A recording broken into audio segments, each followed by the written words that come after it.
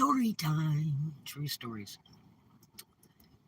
So, I got to give you a little background. Give you another story to get to this story.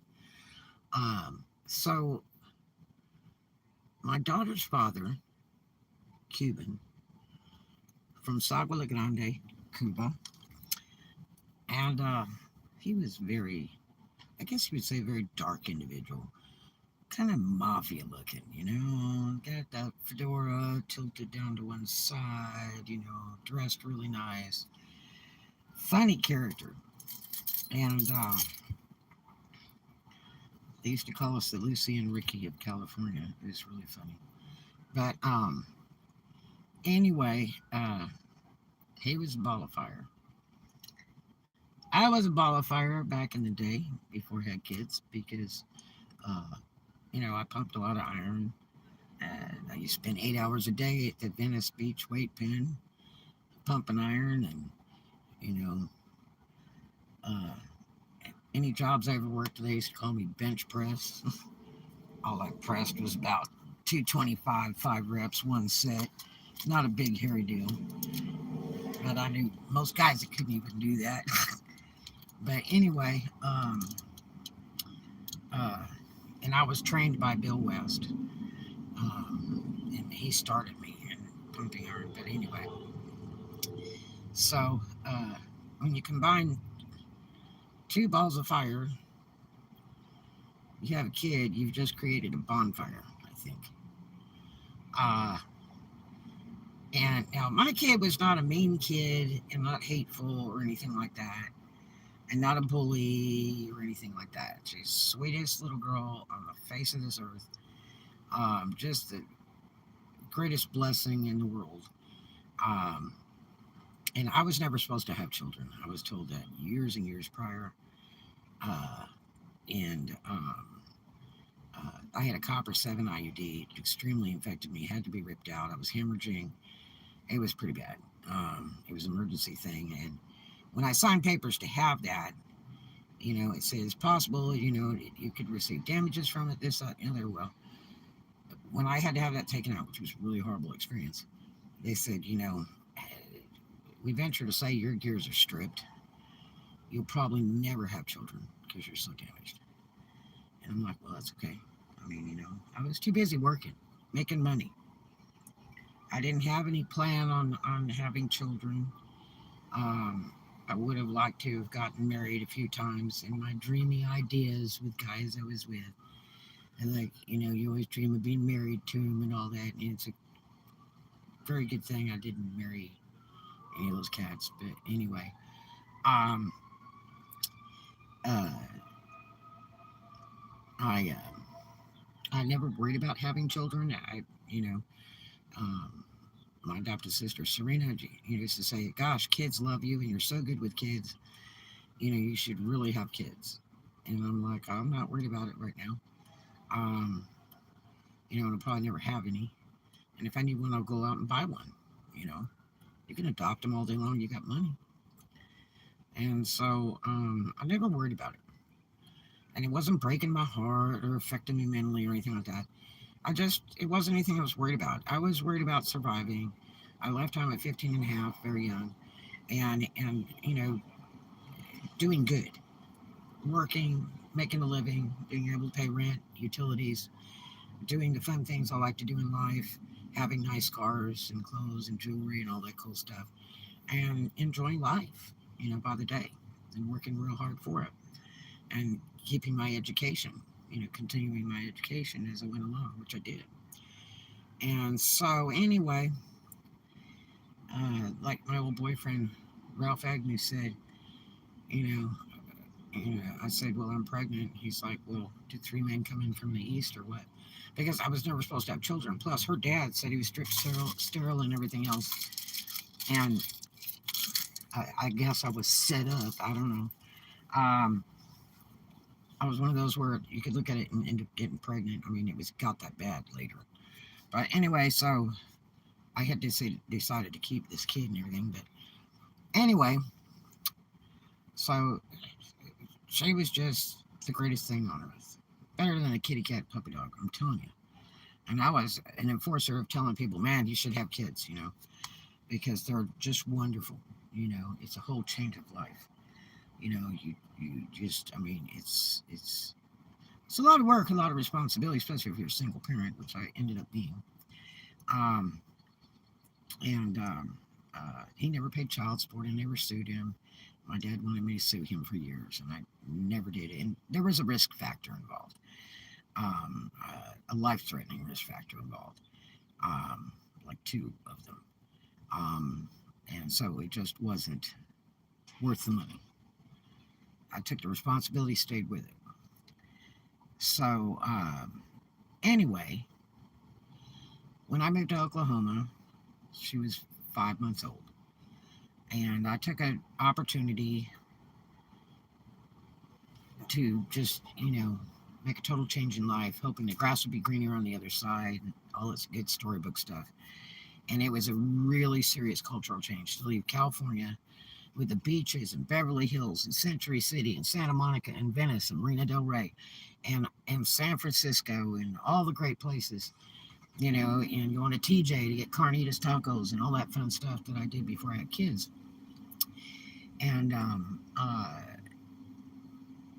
like her dad had said, you cut your throat when you have a kid. If the baby doesn't love the mother, you're not successful. And so do the best job you can. And I thought, yeah, this is really serious biz. I mean, you want to, like, spend all the good time that you can with your kid till they're like 12, because once they get 12, they want to go stay over at their friend's house and start doing all these other things, like, without you. And you hope that when you get old and you're on vacation and sick and whatever, that they'll be there to change your diapers. You know what I mean? Just as well as you had done them. And so it's really a commitment. And I was all there for it. And nothing was going to break my stride. So I took this option to go to Oklahoma. I really didn't want to do it. I cried for 4 weeks before I even left. I shipped everything I could through the United States Post Office that they would accept, and then a private shipper, which the private shipper for my sewing machine and some other items, delicate items that I paid huge money to have shipped out, they destroyed everything. It was really bad. And it was supposed to be insured and everything else. It was a mess. But anyway, I didn't even bring a car with me. I left my cars behind. I was going to go back and get them. And that basically kind of really didn't happen. But I took that jump, and, my way was paid when I got there. My dad's sister, Aunt Roseanne, wanted me to work for her in abstract business. She wanted me to manage her apartment, her little apartment complex.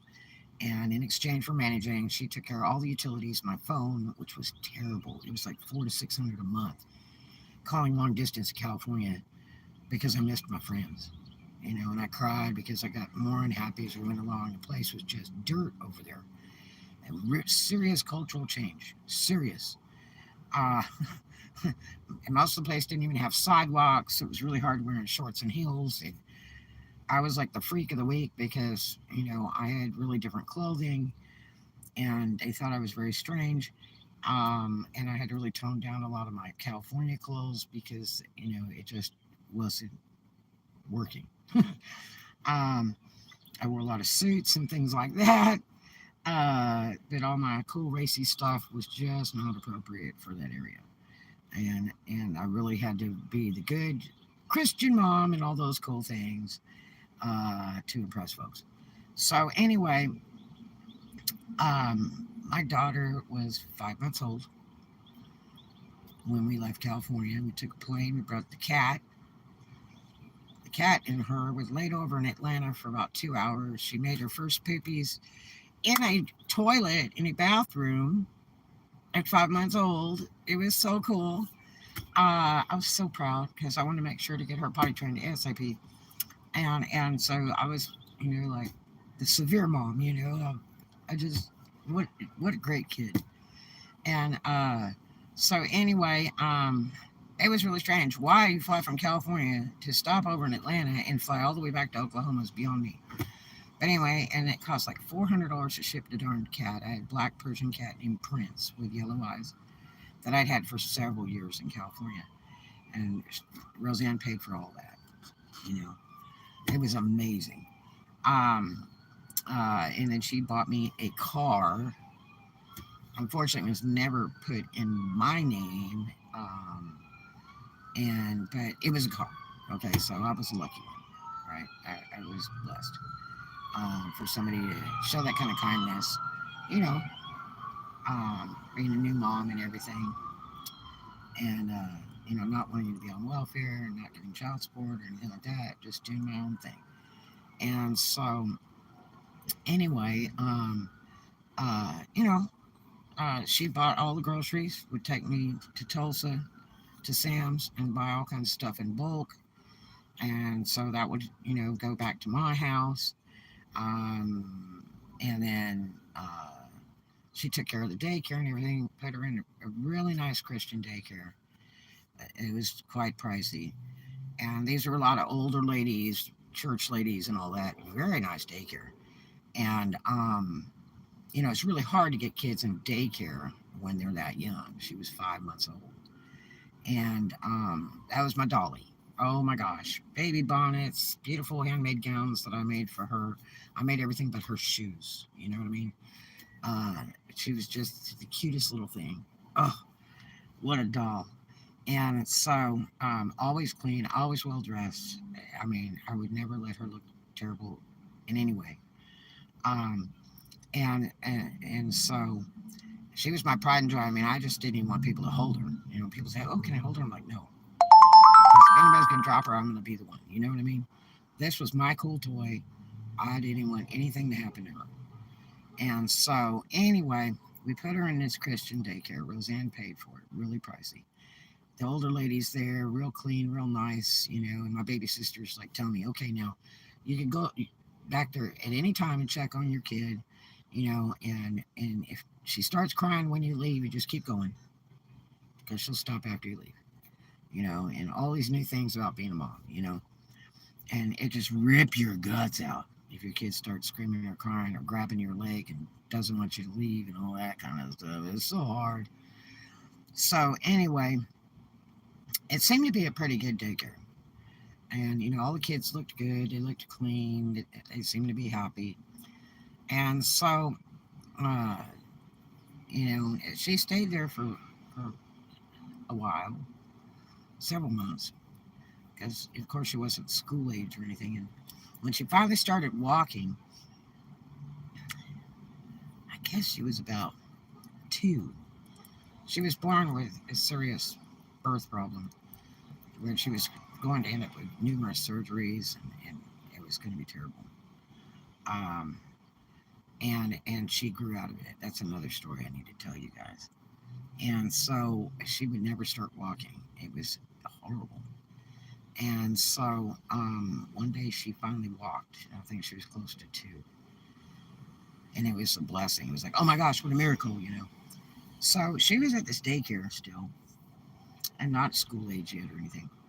And so, you know, they called me. I was at work at the abstract office, working for Roseanne's business.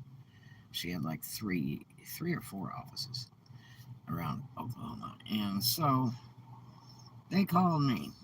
It's an urgent matter. Blah blah blah. Went down there, and at that time, I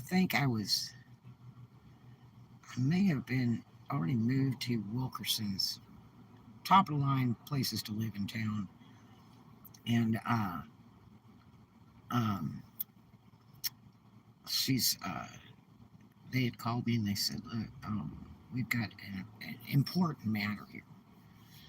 And I'm like, okay, I can be down there. So, I left work, went over there, and I was really scared. I mean, as a mom, you're really scared, like, God, did my kid fall, break their leg? I mean, what is going on?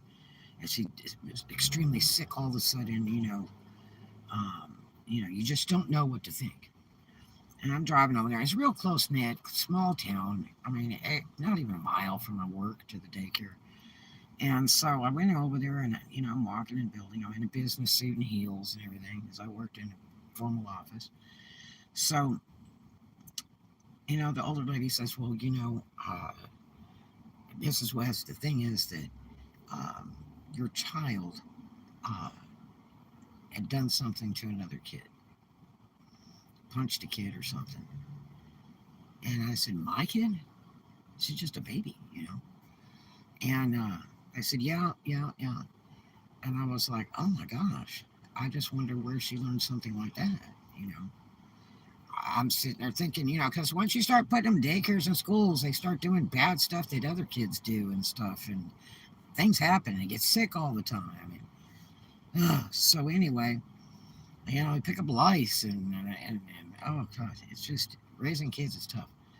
So anyway, you know, I picked her up. I said, well, I'll just go ahead and take her with me. And I took the rest of the day off work. Well, I'm taking a bath, and baby Cece's, you know, walking around. She comes in the bathroom and she sits down next to the bathtub. I'm taking a bubble bath. And I said, so what happened today at school? You know? And she says, well, she says, this boy was really bad. And I said, really? And she says, yes. She says, uh, I was playing with this other little kid, and you know, we were in the sandbox, and we were making things, and this other kid took the sand and threw it in this kid's face that I was playing with, who was smaller, probably didn't even walk, you know. And she said, I said, so what did you do? Did you tell them that was not very nice, or did you tell the teachers or whatever? And she's like, I hit him, or I put sand in his face too, or something. And I'm like, what? And she's like, yes. Wow. So I went back to daycare the next day and I talked to them. I said, well, my daughter tells this story, you know, and you figure they're not lying because they're so little. You know what I mean? This is not a teenager. This is just a little bitty kid. So, you know, you don't think they're at a lying point yet. They don't even know how to do that. So I believe what my kid's saying. So I told the teachers, I said, did you understand the situation? Well, no, but I mean, it was very bad what your kid did, and you know, that's violence. And I said, well, first of all, I want to know where supervision was. Did you see what happened? Did you ask the two children what happened? My child and that other kid, you know, versus the child that, you know, my daughter went after. Well, no. And I said, well, maybe you should ask because babies usually don't lie. They're too little and they don't know. And she said, well, I said, let me tell you the story my daughter told me. And they were like, blah, blah. I said, so where was supervision? You know, they didn't even have video cameras or anything like that, you know. So there was no direct supervision. They had plenty of people to supervise all these children. It was expensive daycare. You had to bring like luggage worth of crap with you every day for them, from their formula to multitudes of diapers that you wouldn't even use on your own. I mean, it's like they want a whole case of diapers. They wanted 2 or 3 changes of clothes, all this kind of crap. And it was so expensive to take them there for all the stuff you had to buy, plus paying them by the week. But it was a nice, safe daycare.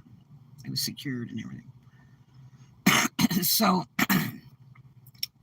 my biggest concern now is where's supervision? I did not want to be putting my kid in daycare, babysitters, none of that. I really didn't. But I needed to work to support us, you know. And so, you know, it became a necessary. I mean, it broke my heart, right? I mean, you just can't live the rest of your life not working, raising babies. When you're a single parent, it doesn't work that way. So, you know, I now had to support 2 people, myself and a baby. And that was my responsibility.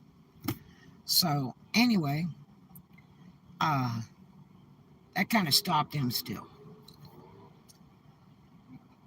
So, years later, I relocated out by Memphis, Tennessee.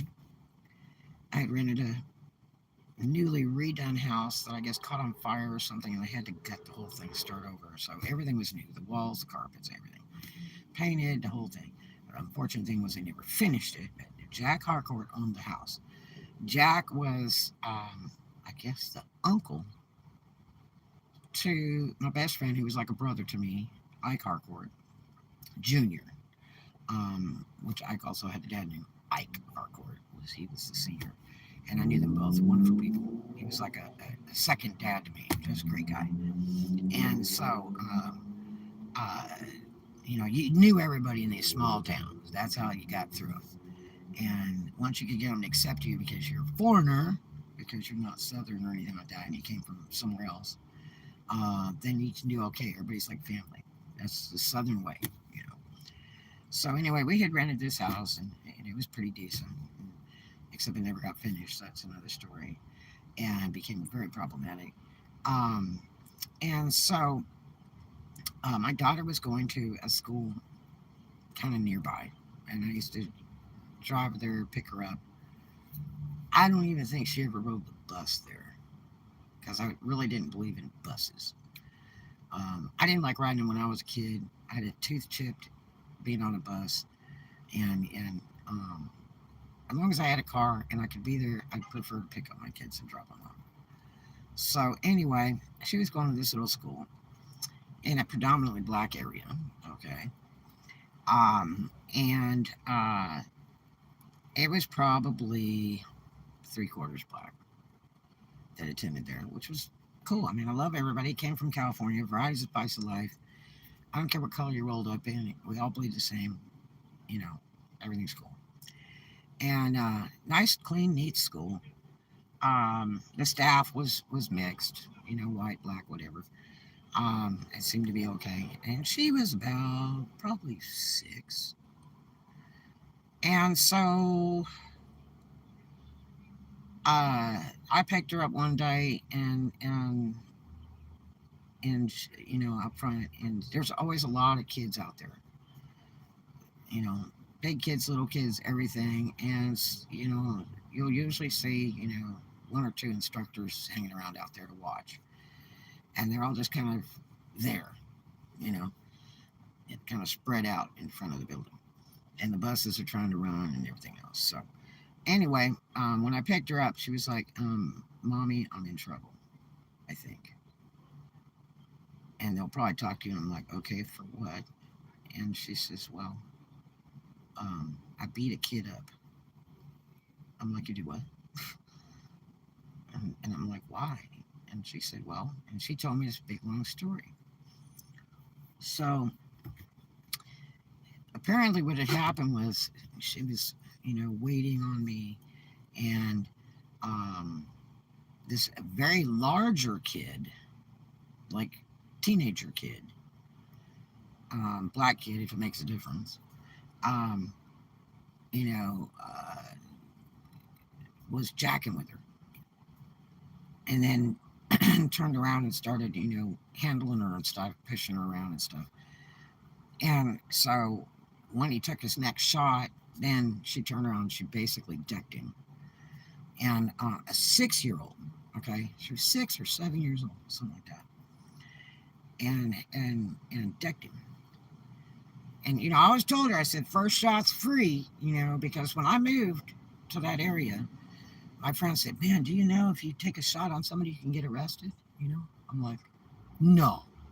Then when I talked to my brother Jeepo back in California, I had told him, I said, "Man, I understand, if you take a shot on somebody, you get arrested." He said, "Oh, yeah." He said, "California, first shot goes to jail.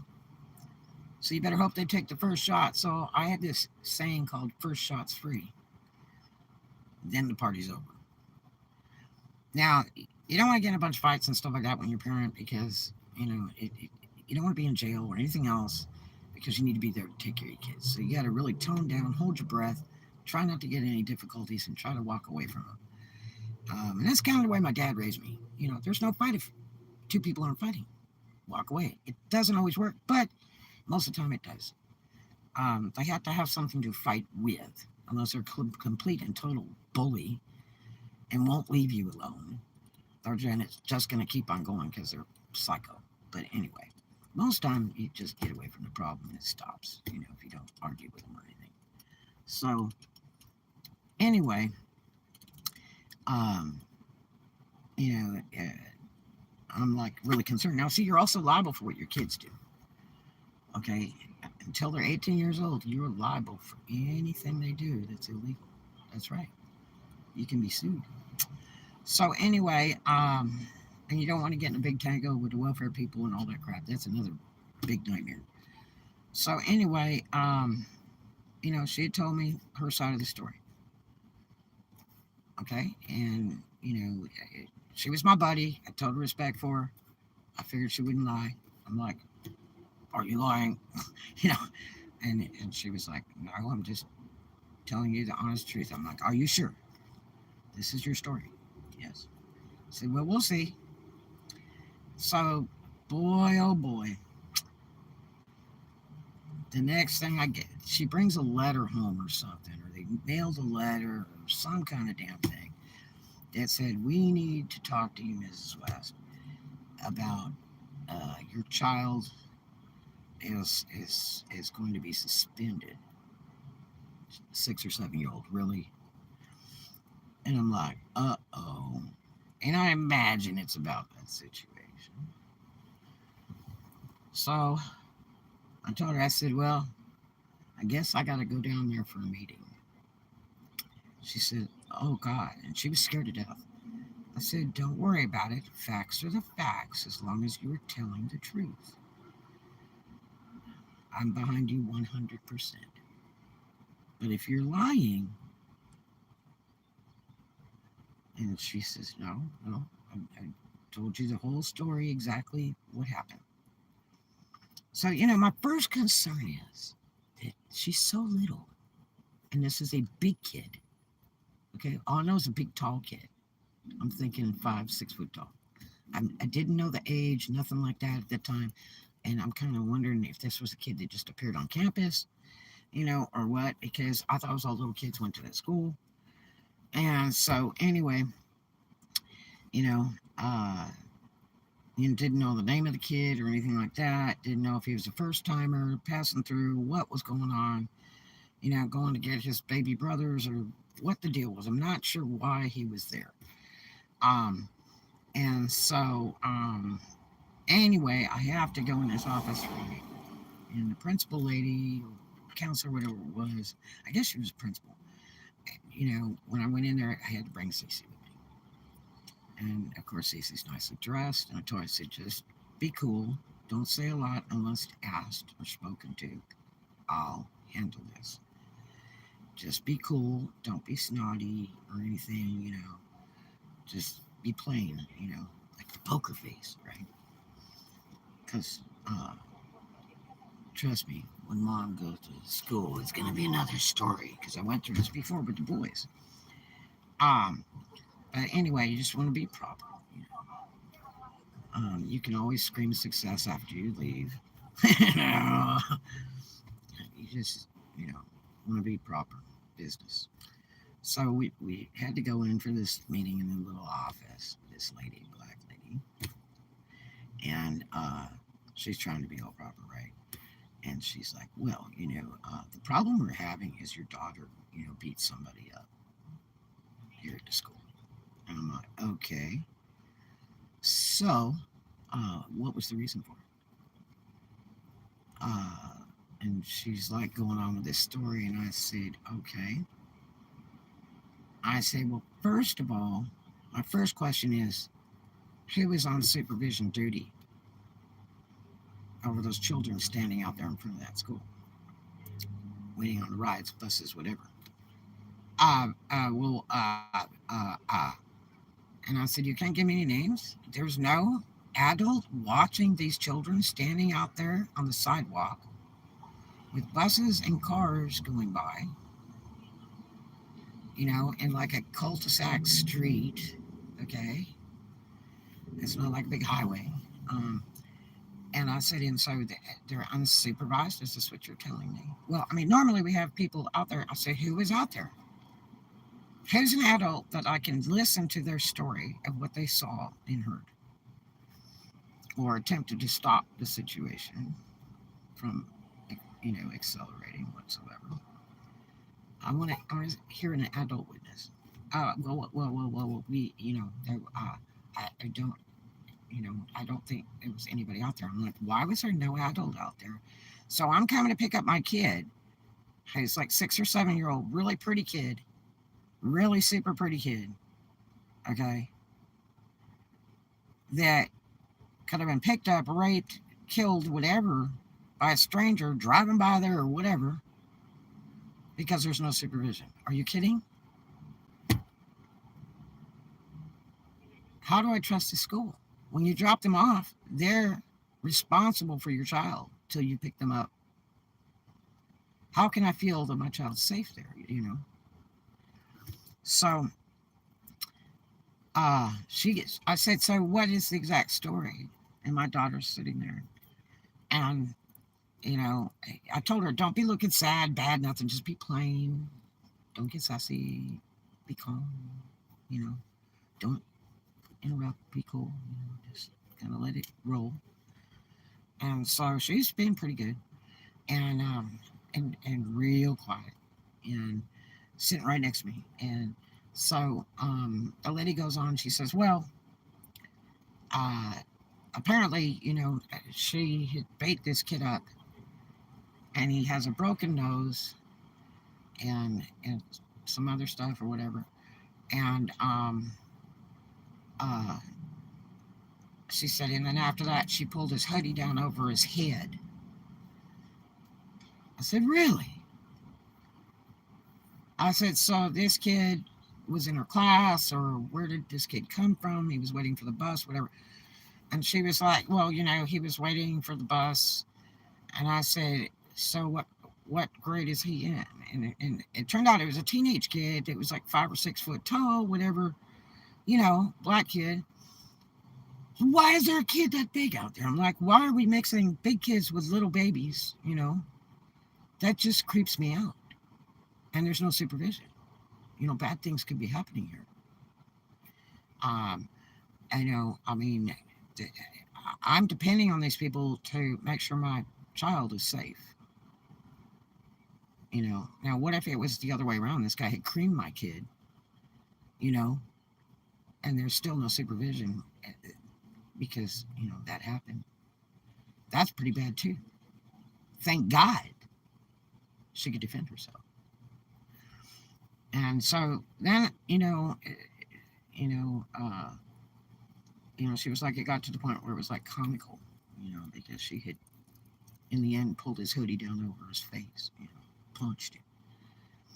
And so I told her, I said, well, let me tell you the story my daughter told me. And I told her the story.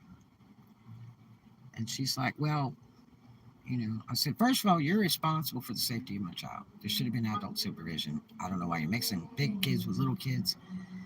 And he came after her first. And in my book, first shot's free. That's the law, period. Right now, in this day and age, that is the law. First shot's free. After that, party's over. Same thing if you do that to me. First shot's free, then the party's over. I promise you. But she's like, well, I said, it's the law. Period. It's the law. I trust you for the safety of my child to attend this school. If I have to worry, then I need to move her. And so she didn't like that too good, that lady. My daughter's just sitting there, going, man, mom is bad to the bone. And so anyway, she says, well, we'll have to suspend her because of her violent act. And I said, well, I mean, what are you going to do to the boy? Oh, nothing. I said, nothing. He's not going to be suspended because he touched my kid first. He started it all. And you're not going to do anything to him. And he's an older kid that has been mixed with younger kids. And I can't understand why there's no supervision. You're at fault because you put my daughter liable. And she's like, well, I said, okay. She says, yeah, I mean, that's just the process, our procedure. We're going to have to suspend her, and I said, and how long is that for? I'm trying to find out. It's like 1 day, 2 days. She said for about 2 weeks. So I looked at her and I thought for a moment, and it's like my dad had overcome me. You know what I mean? My daddy, my captain daddy. And then kind of thought for a second. I looked at baby Cece. I looked at this lady. Took a breath and I said, well, that'll be fine. And I looked at baby Cece and I said, I guess we'll take a trip to California and go visit my dad and stuff in that time. Because she said it'd be like 2 to 3 weeks or something. And I said, that's fine. She says, well, you're taking it awful lightly. I said, well, you're not taking it seriously. You're liable.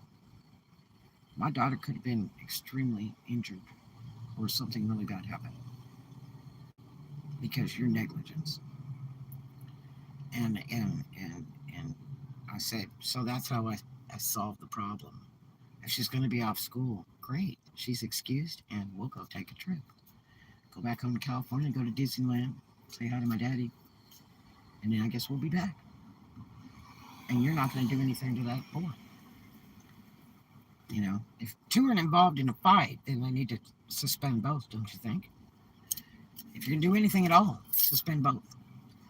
But they really should suspend the boy and not my kid. And they should have been very apologetic over my child. Because bad things could happen, you know.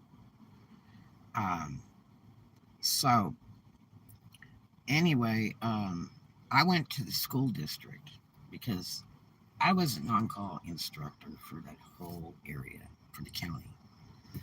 And I went and talked to the district people. And I said, look, this is what happened. And they were like, oh my gosh. I said, you better keep an eye on that school and that principal. I said, because it bothers me. I'm scared to even take her back there. And I said, because I don't feel she's safe. I should feel comfortable if I'm at work and my child is at school that she's in a safe place. That I will be notified if something extremes happen. I mean, it took, a few days later. And it was a good thing my child was honest with me and told me straight up and told me exactly what had happened. The other witnesses that were there, other kids, told the same story my daughter told, okay? So my daughter didn't lie. And I tell you to this day, my daughter didn't lie. Okay? So, it's just like with any other human being, whether you're my kid or not. As long as you're straight with me, you're honest, that's all that matters. Whether you made a mistake or you didn't, as long as you're honest, that's all that matters. Don't lie. So, I ended up moving her to another school anyway. But I was very disappointed. But it's all right. The suspension was fine. Who cares? They made the mistake. They put my kid at risk. And yeah, she's the fire of her mother and the fire of her father. And when you combine that, you get a bonfire. So, yeah. But she did it legal. He took the first shot. That was free. First shot. That was free. I was pretty amazed she broke the dude's nose. Being a little bitty kid. Wow. Amazing. But, such is life. Today, she didn't have a 6-pack, she has a 12-pack. And that joker is 90% of what her mother was all those years pumping iron. 90%. 90%. I mean, if she had to get in a bout today, I'm sure she'd handle herself again. No problem. Okay? And, it's a very healthy individual.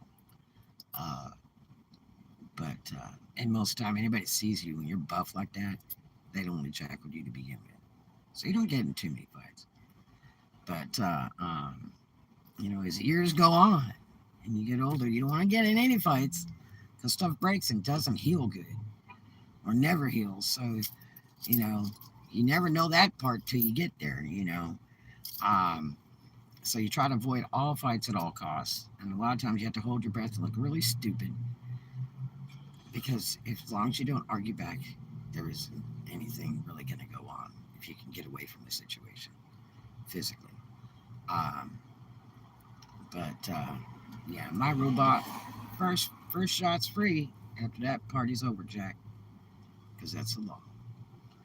So I was not mad with my daughter,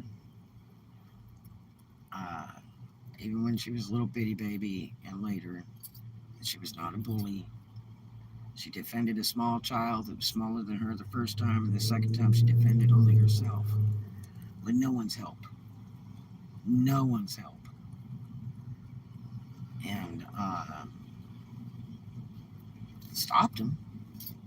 Stopped him from maybe raping her, busting her chops. You know, uh, she did it by herself. She did what she thought was right, and she did what was legally right. Because always in my rule book, first shot's free, pal. After that, party's over. So she did the right thing.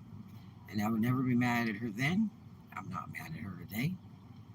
I'm actually quite proud of her the way she handled the situation. And no, I don't agree that people should fight, but she was defending herself. And that's the situation. And I'm sticking to it. You see what I'm saying? But anyway, I hope that helped you. And only the sad thing is public schools today are very dangerous for the children and the instructors. We've come to a sad conclusion in this day and age where children are not safe at school. So I feel for all those new parents. And my other best part of advice, if you ever have kids, I'm going to warn you in advance. It's a lot of responsibility. So be prepared as I was. I accepted it 100%. Okay? And it was a lot of work, a ton of work. Because you want these kids to be perfect. You want them to be better than you.